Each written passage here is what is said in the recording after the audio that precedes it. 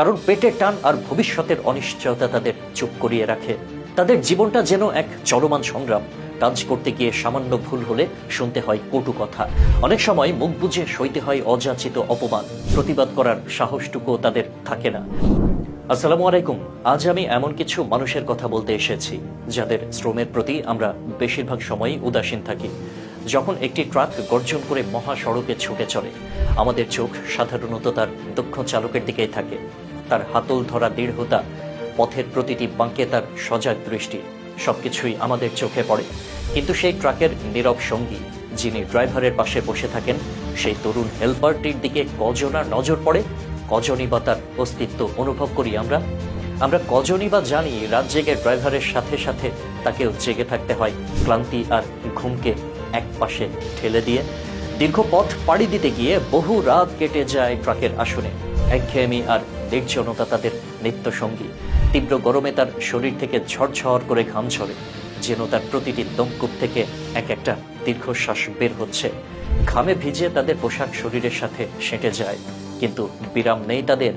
আবার শীতের তীব্রতায় সে কাঁপতে থাকে, উষ্ণতার সামান্য আশ্রয়টুকুও তার ভাগ্যে জোটে না। কুয়াশা ভেজা ভোরে যখন আমরা উষ্ণ বিছানায় থাকি, তারা তখন কনকনে ঠান্ডায় কাঁপতে কাঁপতে গাড়ির চাকা ঘুরিয়ে চলে।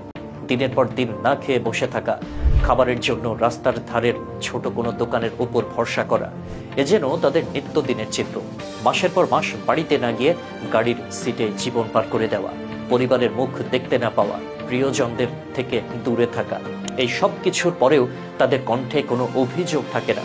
তারা নীরবে সব সহ্য করে যায়, কারণ পেটের টান আর ভবিষ্যতের অনিশ্চয়তা তাদের চুপ করিয়ে রাখে। তাদের জীবনটা যেন এক চলমান সংগ্রাম। কাজ করতে গিয়ে সামান্য ভুল হলে শুনতে হয় কটু কথা, যা তাদের আত্মসম্মানে আঘাত হানে। অনেক সময় মুখ বুজে সইতে হয় অযাচিত অপমান। প্রতিবাদ করার সাহসটুকুও তাদের থাকে না। মালিকের ধমক, ড্রাইভারের মেজাজ, অথবা পথের মাঝে কোনো অনাকাঙ্ক্ষিত ঝামেলা, সবকিছুই তাদের হজম করতে হয়। কারণ তাদের মনে থাকে চাকরিচ্যুতির ভয়, এই পেশাটুকু হারিয়ে ফেলার আতঙ্ক। এই ছোট্ট কাজটুকু তাদের পরিবারের একমাত্র অবলম্বন। তাদের কষ্টের যেন কোনো নির্দিষ্ট গন্তব্য নেই, কোনো স্থায়ী ঠিকানা নেই। আজ এই শহর, কাল অন্য শহর। তাদের জীবন যেন এক যাযাবরের মতো। এই তরুণ ছেলেটারও হয়তো স্বপ্ন আছে, চোখে আছে রঙিন ভবিষ্যৎ দেখার আকাঙ্ক্ষা, মা বাবার মুখে হাসি ফোটানোর স্বপ্ন, ছোট ভাই বোনদের জন্য কিছু করার স্বপ্ন।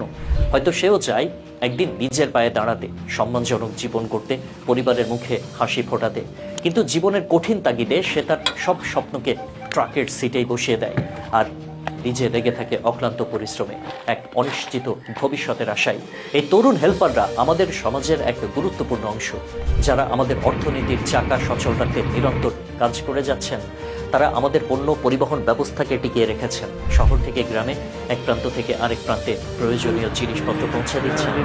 আমরা যখন দোকানে গিয়ে কোনো পণ্য কিনি, তখন হয়তো ভাবি না যে এই পণ্যটি আমাদের কাছে পৌঁছাতে কতজনের ঘাম আর পরিশ্রম যুক্ত আছে। আমাদের হাতে যে পণ্যটি আমরা ব্যবহার করি, তার পেছনে এই হেল্পারদেরও অগণিত রাতের বিনিদ্র প্রহর আর দিনের কড়া রোদ রয়েছে। তারা কেবল মালপত্র ওঠানামা করায় না, তারা ড্রাইভারকে পথ নির্দেশ দেয়, গাড়ির ছোটোখাটো ত্রুটি সারায় এবং দূরপাল্লার পথে ড্রাইভারের সঙ্গী ও ভরসা হয়ে থাকে। কিন্তু তাদের এই অসামান্য অবদান প্রায়শই অস্বীকৃত রয়ে যায়।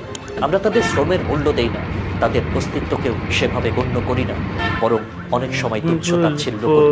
তাদের প্রতি আমাদের আরো শ্রদ্ধাশীল হওয়া উচিত। তাদের নীরব আত্মত্যাগ এবং কঠোর পরিশ্রমকে স্বীকৃতি জানানো উচিত। এই হেল্পার ভাইরা কেবল একটি পেশার অংশ নন, তারা আমাদের সমাজের এমন একদল মানুষ যারা নিজেদের সুখ স্বাচ্ছন্দ্য বিসর্জন দিয়ে অন্যের জীবনকে সহজ করে তুলতে সাহায্য করেন।